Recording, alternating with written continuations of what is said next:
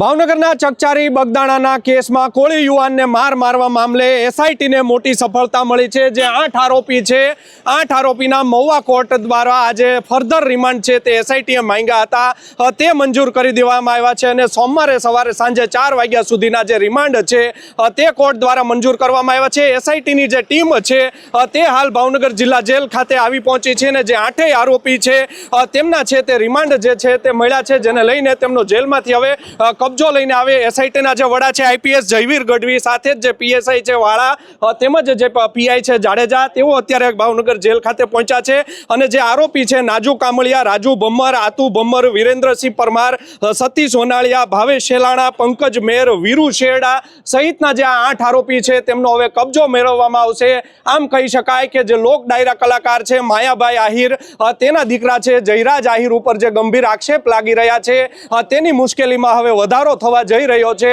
એસઆઈટીની જો વાત કરવામાં આવે તો એસઆઈટીએ છે તે ફર્ધર રિમાન્ડ છે તે 7 દિવસના ફર્ધર રિમાન્ડ માંગ્યા હતા અને મહુવા કોર્ટ છે તેણે 3 દિવસના રિમાન્ડ છે તે મંજૂર કર્યા છે। જો રિમાન્ડના ગ્રાઉન્ડની વાત કરવામાં આવે તો એસઆઈટીએ જણાવ્યું છે કે આરોપીના મોબાઈલ છે તે હજુ સુધી મળ્યા નથી। જે વિડીયોમાં જે છે મારવાનો વિડીયો જે વાયરલ થયો હતો તે વિડીયો કોણે ઉતાર્યો છે, કોને મોકલવામાં આવ્યો હતો સહિતની છે તે મુદ્દે એસઆઈટી હવે છે તે ચર્ચા કરવાની છે, તેના રિમાન્ડ માંગવામાં આવ્યા છે। ફર્ધર રિમાન્ડમાં તમામ જે વસ્તુ છે તેનો જે પાસા છે તેની બારીકાઈથી છે તે તપાસ કરવામાં આવશે। પોલીસ બંદોબસ્ત પણ મોટી સંખ્યામાં રાખી દેવામાં આવ્યો છે, મોટી માત્રામાં પોલીસને અહીંયા ગોઠવી દેવામાં આવી છે, જેને લઈને અર્થવ્યવસ્થા છે તે ન સર્જાઈ શકે માટે મોટો પોલીસનો કાફલો છે તે અહીંયા ગોઠવી દેવામાં આવ્યો છે। આમ સ્પેશિયલ ઇન્વેસ્ટિગેશન ટીમ એટલે કે એસઆઈટીની જે રચના કરવામાં આવી છે તેને પ્રથમ ઓલાએ જે હવે છે તે મોટી છે તે સફળતા પ્રાપ્ત થઈ છે। સાથે જો વાત કરવામાં આવે તો ગુજરાતનો જે કોળી સમાજ છે તે ખાસો નારાજ થયો હતો અને ભાવનગર પોલીસે જે ભાંગરો વાટ્યો હતો, જેને લઈને હવે આ સમગ્ર જે કેસ છે તે પેચીદો બનતો જઈ રહ્યો છે। અમારા કેમેરામેન તમને સીધા જ છે તે દ્રશ્યો અહીંયાથી દેખાડી રહ્યા છે। એસઆઈટી દ્વારા છે તે 8 જે આ આરોપીઓ છે તેના હવે ફર્ધર રિમાન્ડ માંગવામાં આવ્યા છે અને રિમાન્ડમાં તમામ પાસાની છે તે બારીકાઈથી તપાસ કરવામાં આવશે। સાથે જ અનેક જે મુદ્દાઓ છે તેની તપાસ પણ કરવામાં આવશે। જેમાં વાત કરવામાં આવે તો જે એસઆઈટી છે સ્પેશિયલ ઇન્વેસ્ટિગેશન ટીમ જે કોલ રેકોર્ડિંગ છે તે વાયરલ થયા હતા તેની પણ તપાસ થશે। અમારા જો સૂત્રોનું માનવામાં આવે તો એસઆઈટી છે આ 8 આરોપી છે તેનું ફરીથી નવેસરથી નિવેદન હવે છે તે નોંધવામાં આવી શકે છે તેવા પણ અમારા અહેવાલ છે તે અમને મળી રહ્યા છે અને તમામ લોકોની છે તે આમાં છે હવે તપાસ થવાની જે છે તે શરૂઆત થશે અને એસઆઈટી છે તે સોમવારે સાંજે 4 કલાકે આ જે આરોપીઓ છે તેને મહુવા કોર્ટ ખાતે ફરીથી લઈ જશે। ત્યારબાદ જ હવે એસઆઈટીની તપાસમાં શું સામે આવે છે તે હવે આવનારા સમયમાં જ ખ્યાલ આવશે। સાથે જો વાત કરવામાં આવે તો છેલ્લા 12 દિવસથી આજે સમગ્ર બગદાણાનો જે કેસ છે તેને લઈને સમગ્ર ગુજરાતમાં છે તે હડકંપ મચી ગયો છે, જેને લઈને જે સરકારને જ્યારે 23 જે ધારાસભ્યો છે તેમજ 3 સાંસદ સભ્યો છે તેઓ મળવા માટે જ્યારે પહોંચ્યા હતા, ગાંધીનગર પહોંચ્યા હતા ત્યારે છે તે સરકાર દ્વારા 1 કલાકની અંદર જ સ્પેશિયલ ઇન્વેસ્ટિગેશન ટીમ એટલે કે એસઆઈટીની છે તે નિમણૂક કરી દેવામાં આવી છે। હાલ તમે સીધા દ્રશ્યમાં જોઈ રહ્યા છો પોલીસની જે ગાડી છે તેની જેલની અંદર સીધી લઈ લેવામાં આવી છે, એટલે જેલનો જે ગેટ છે ત્યાં હાલ તેને લઈ લેવામાં આવી છે, જેથી કરીને કોઈ અર્થવ્યવસ્થા છે તે ન સર્જાઈ શકે।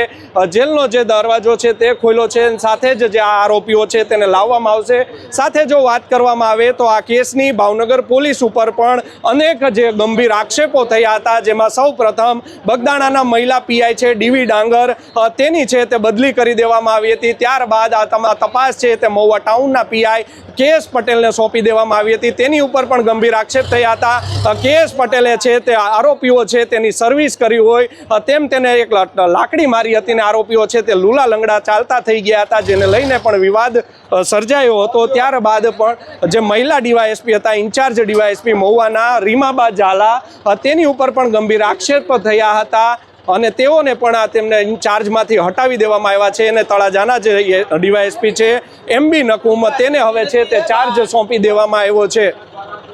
થોડી જ વારમાં જે આ તમામ જે આરોપીઓ છે 8 લોકો તેઓને હવે બહાર કાઢવાના છે, ત્યારે સમગ્ર કેસ છે તે મુદ્દે છે તે ખબર પડશે કે લોકો છે તેમનું શું કહેવું છે. આ આરોપીઓ છે તે રીઢા ગુનેગાર હોય તેમ અગાઉ પોલીસ તપાસમાં પોલીસે કહ્યું હતું કે અમે CDR ચેક કર્યા હતા, પરંતુ CDRમાં છે અમને કોઈ જ CDRમાં તપાસમાં અમારી સામે કંઈ નહોતું આવ્યું. એટલે હવે SIT છે, સ્પેશિયલ ઇન્વેસ્ટિગેશન ટીમ છે, જે IPSની અધ્યક્ષતામાં બનાવવામાં આવી છે, તે હવે છે તે ઝીણવટભરી છે તે તપાસ કરશે કે આ કેસમાં કેટલા લોકો છે તે અંદર સામેલ છે. સાથે જ જેની ઉપર ગંભીર આક્ષેપ થઈ રહ્યા છે, માયાભાઈ આહિરના દીકરા જયરાજ આહિર તે આમાં સંડોવાયેલ છે કે કેમ, તેની પણ તપાસ છે તે SIT છે તે હવે કરશે. ત્યારે જ આખું ખ્યાલ આવશે, બહાર આવશે.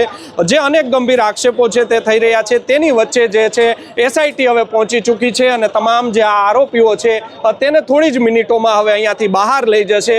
ત્યારબાદ આ તમામ આરોપીઓ છે તેનું મેડિકલ ચેકઅપ કરાવવા માટે ભાવનગરની સર્ટી હોસ્પિટલ ખાતે તેઓને લઈ જવામાં આવશે અને ત્યાં તેમનું મેડિકલ કર્યા બાદ જે SIT છે તેનો જે બેઝ કેમ્પ છે, એટલે કે ભાવનગર રેન્જ આઈજીની કચેરી આવેલી છે, ત્યાં આરોપીઓ છે તેને લઈ જવામાં આવશે. તમે સીધા જ આ દ્રશ્યો છે તે ભાવનગર જિલ્લા જેલ ખાતેથી તમામ જે દ્રશ્યો છે તે જોઈ રહ્યા છો. ભાવનગર જિલ્લાના ચકચારી બગદાણામાં કોળી યુવાનને મારવાને મામલે SIT હવે ભાવનગર જિલ્લા જેલ ખાતે પહોંચી છે. મહુવા કોર્ટ દ્વારા છે તે 8 જે આ આરોપી છે તેના 3 દિવસના રિમાન્ડ મંજૂર કરવામાં આવ્યા છે. જેમાં જો તમે દ્રશ્યમાં જોઈ રહ્યા છો, નાજુ છે, રાજુ ભમ્મર છે, તેમજ જે આરોપીઓ છે તેને હવે SIT એ કબજો લઈ લીધો છે ભાવનગર જેલમાંથી અને તમામ આરોપીઓને લઈને ભાવનગર SIT છે તે હવે ભાવનગરની જે સિવિલ હોસ્પિટલ છે ત્યાં તમામ આરોપીનું મેડિકલ કરવા માટે લઈ જવામાં આવશે. આ તમામ જે આરોપીઓ છે તેના ફર્ધર રિમાન્ડની માંગણી છે તે SIT દ્વારા કરવામાં આવી હતી. 7 દિવસના રિમાન્ડ છે તે માંગવામાં આવ્યા હતા, 3 દિવસના રિમાન્ડ મંજૂર કર્યા છે. SITના વડા જયવીર ગઢવી આપણી સાથે જોડે છે. સાહેબ, શું કહેશો, કેટલા દિવસના રિમાન્ડને કયા દિશામાં તપાસ ચાલી રહી છે? સર કઈ દિશામાં તપાસ ચાલી રહી છે? તો આપે જોયું SITના વડા છે તે પહેલા દિવસથી જ મીડિયા સાથે વાત કરવાનું ટાળી રહ્યા છે. જે જયવીર ગઢવી છે તેઓ કોઈ જવાબ આપવા માટે અત્યારે તૈયાર નથી. SIT છે તમામ આરોપીનો કબજો લઈને અત્યારે અહીંથી હવે નીકળી ગઈ છે. 3 દિવસના રિમાન્ડ છે તે મંજૂર કરવામાં આવ્યા છે. વિડીયો કોણે ઉતાર્યો હતો, કોને વિડીયો મોકલવામાં આવ્યો હતો સહિતની બાબતે છે તે SIT આ લોકોની તપાસ કરશે અને SITને જે જરૂર પડશે તો જેની ઉપર આરોપ લાગી રહ્યા છે માયાભાઈ આહિરના દીકરા જયરાજ આહિર, તેની પણ નિવેદન લેવા માટે બોલાવવામાં આવશે. આમ આ કેસમાં હવે SITને મોટી સફળતા મળી છે અને 3 દિવસના રિમાન્ડ મંજૂર કરી દેવામાં આવ્યા છે. યશપાલસિંહ ચૌહાણ, નવજીવન ન્યૂઝ, ભાવનગર.